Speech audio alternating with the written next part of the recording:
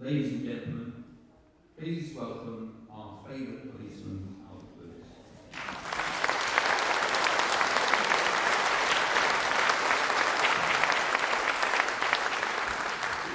Our Constitution starts with Alfred the Great. Because Alfred the Great,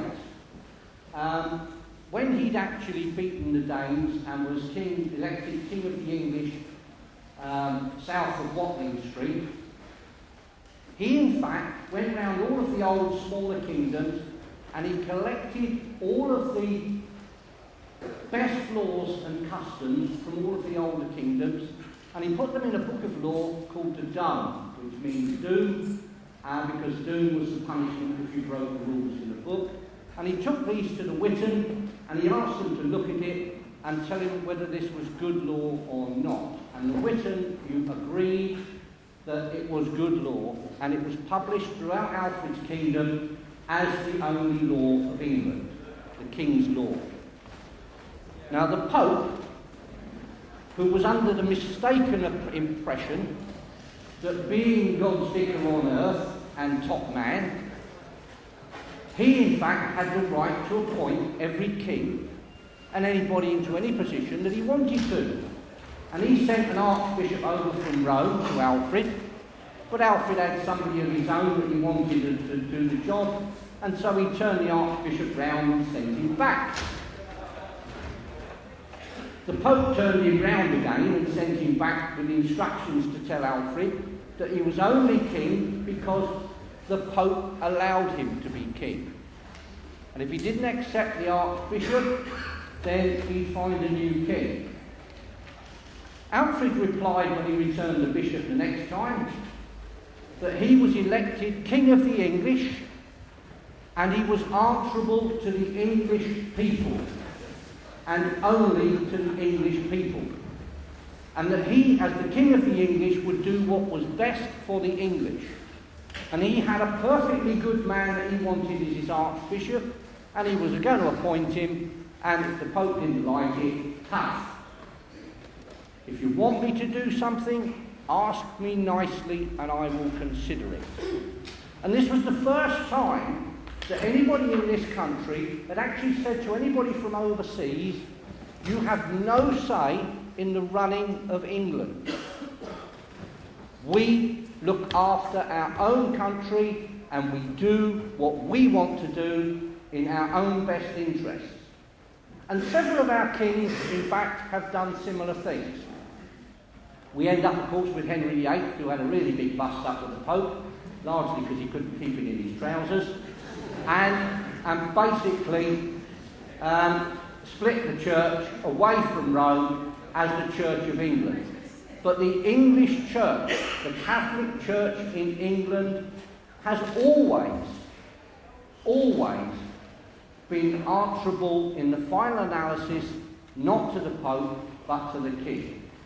And this has gone on for many, many years. Elizabeth I, in her act of supremacy, she put an oath in, which a large part of it, I'm not going to tell you because it's irrelevant and it doesn't matter exactly to what we're doing, but the bit which she put in, which is still sworn by privy councillors today, is the bit which said, no foreign prince, person, prelate, state or potentate hath or ought to have any jurisdiction, power, superiority, preeminence or authority, ecclesiastical or spiritual within this realm. Talk about covering all the bases. Now, if you didn't comply with that oath, you committed a major crime. If you were working in government and you refused to take it, you committed a major crime. And what happened as a result of that was that everything that you owned was taken away from you. And it was as if you did not exist. Nobody was allowed to help you, and it was as if you didn't exist. But if before you actually starved to death and froze to death because you had no food and nowhere to live, you actually went back and said, I'll take the oath, you were given back everything that you had lost, including your job in government, if that's what brought about the requirement to take the oath. Now,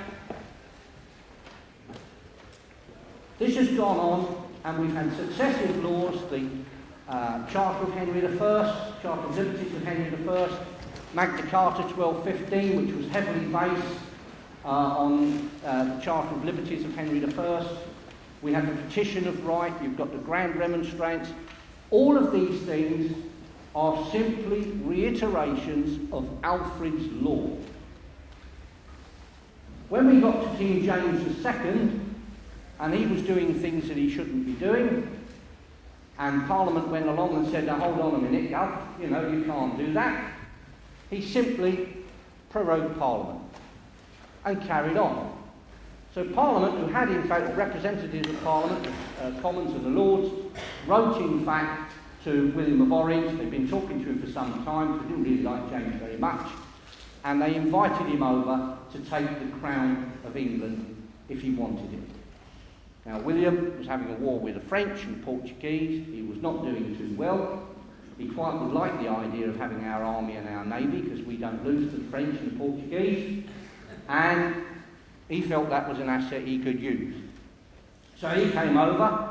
King James legged it, largely because his army, which was bigger than William's, deserted by droves, because they didn't like him very much either. And in fact, James was allowed by William to escape to France. But William did not like the English. So the first thing he did was sack an awful lot of our civil servants and an awful lot of our military leaders and replace them with Dutchmen. So all these politicians who were still out of work because we had no Parliament, could do with a few of them today, couldn't we really? They thought to themselves, hang on a minute, we've had a bad king we just got rid of, and it looks like we've lumbered ourselves with another one. What do we do? So they went and had a chat with 50 of the aldermen of the city of the Common Council and the aldermen of the City of London about what they could do about this.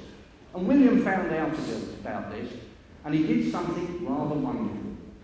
I think it was rather wonderful.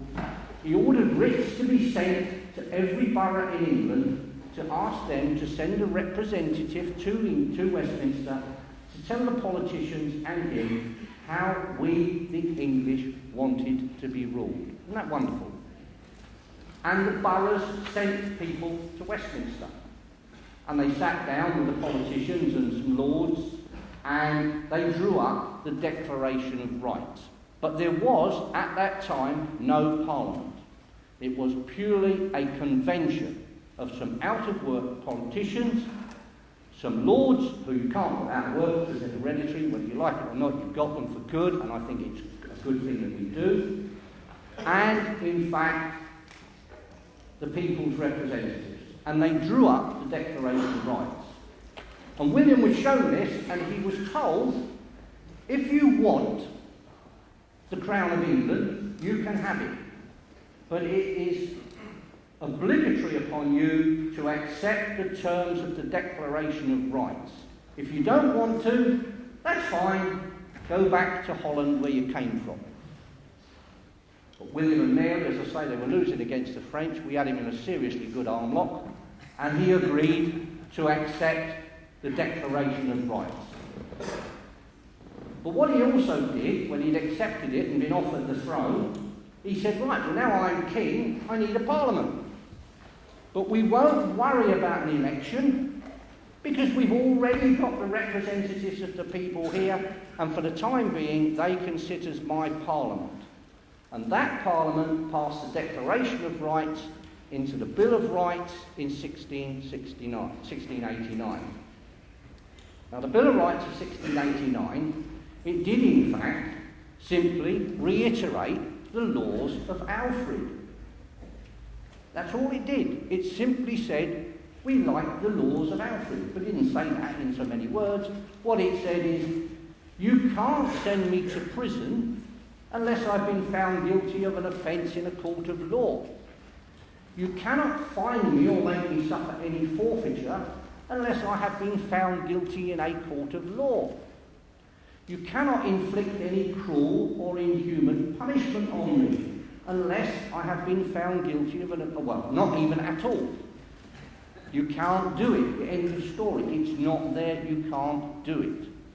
And it did one or two other very sensible things, which we won't go into, like the king can't keep a standing army without the approval of Parliament, and various things like that.